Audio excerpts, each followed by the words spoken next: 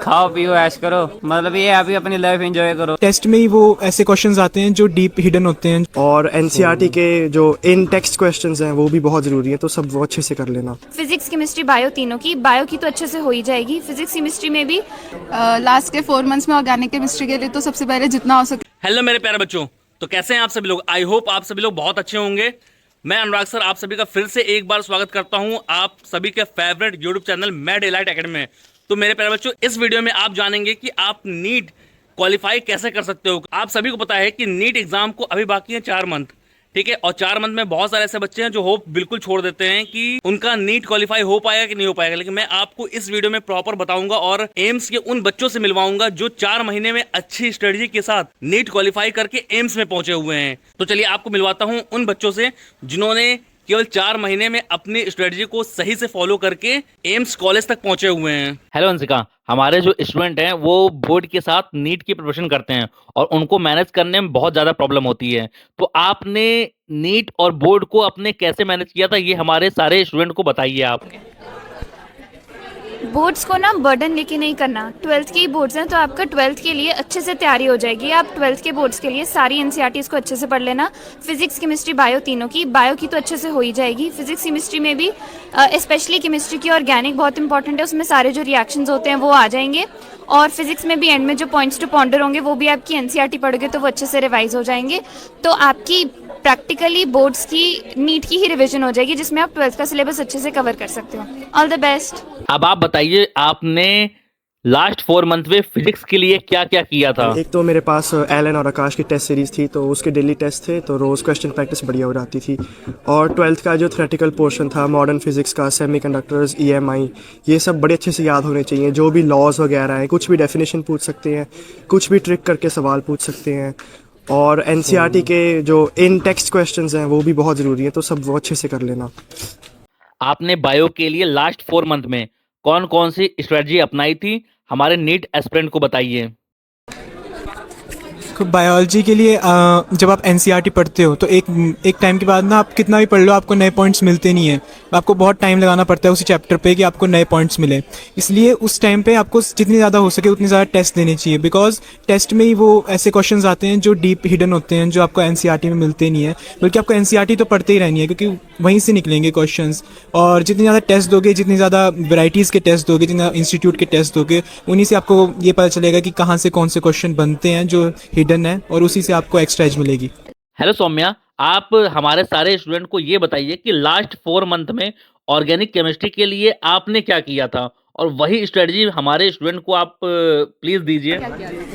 Last के 4 months में organic chemistry के लिए तो सबसे पहले जितना हो सके जितनी बारी एनसीईआरटी पढ़ सको, एनसीईआरटी के रिएक्शंस वगैरह, रिएजेंट्स वगैरह सब टिप्स पे होने चाहिए। और सेकेंडली प्रेफरेबली जेई के ऑर्गेनिक के क्वेश्चंस बहुत अच्छे होते हैं, वो प्रैक्टिस कर लेना क्योंकि हो सकता है कि इस बार भी नीट पिछली बार की तरह डिफिकल्ट आए। तो आई थिंक जेई के क्वेश्चंस करने से और एनसीईआरटी बार बार रीड करने से सब कुछ अच्छे से ऑर्गेनिक याद हो जाती है। हेलो नव्या, आप हमारे स्टूडेंट को ये बताइए कि अगर किसी स्टूडेंट के मार्क्स एक रेंज में जाके अटक जाते हैं तो वो अपने मार्क्स को इंक्रीज कैसे कर सकता है। एक्चुअली मेरा पर्सनल एक्सपीरियंस रहा है, लाइक जब हमारे टेस्ट वगैरह हो गए थे तो फिर मेरे मार्क्स एक रेंज में बहुत ज़्यादा स्टैटिक हो गए थे। एंड के टाइम पे आके लाइक बढ़ते ही नहीं थे, मुझे ऐसा लगता था मैं कुछ भी कर लूँ तो मेरे मार्क्स नहीं बढ़ रहे हैं। तो इसके लिए मैंने क्या किया, मैंने अपनी वीकनेसेस को बहुत अच्छे से एनालाइज करने की कोशिश की। मैं टेस्ट के बाद आके देखती थी कि मेरे किस टाइप के क्वेश्चन स्पेसिफिकली गलत हो रहे हैं। तो फिर मैंने देखा कि मेरे जैसे कि स्टेटमेंट बेस्ड क्वेश्चंस जो थे वो ज़्यादा गलत होते थे, एजर्शन रीजन टाइप के क्वेश्चन ज़्यादा गलत होते थे। तो फिर मैंने फोकस किया कि मैं इन टाइप के क्वेश्चंस की ज़्यादा प्रैक्टिस करूं और इस हिसाब से मतलब मेरी वीकनेस मुझे पता लगी और ऐसे मेरे मार्क्स थोड़े इंप्रूव हुए। फिर हेलो आल्या, आपके नीट पेपर की स्ट्रेटजी क्या थी, क्या आप हमारे स्टूडेंट को बता सकती हैं। मैं फिज़िक्स से स्टार्ट करती थी, फिर chemistry and then biology. But I feel like हर पर्सन की अपनी अपनी स्ट्रैटेजी होती है एंड आपको मल्टीपल टेस्ट देने चाहिए एंड उनके अकॉर्डिंगली जो आपके हाईएस्ट मार्क्स जिससे आपको मिले वो वाली स्ट्रैटेजी ऑप्ट करनी चाहिए। एक मिस्टेक जो मैंने बहुत की थी नीट में वो ये थी कि मैंने फिज़िक्स पे 1.5 आवर to 2 आवर्स लगा दिए थे वो देखे। बट आपको टाइम मैनेजमेंट करनी चाहिए एफिशिएंटली कि बायो को भी 40 मिनट्स एटलीस्ट मिले क्योंकि वो ही स्कोरिंग होती है इतने मुश्किल एग्जाम्स में। तो टेस्ट देते रहिए, ध्यान रखिए और देखिए कि क्या बेस्ट बनता है। अब आप हमारे स्टूडेंट को ये बताइए कि लास्ट 4 मंथ में आप फिजिकल केमिस्ट्री के लिए क्या किए थे?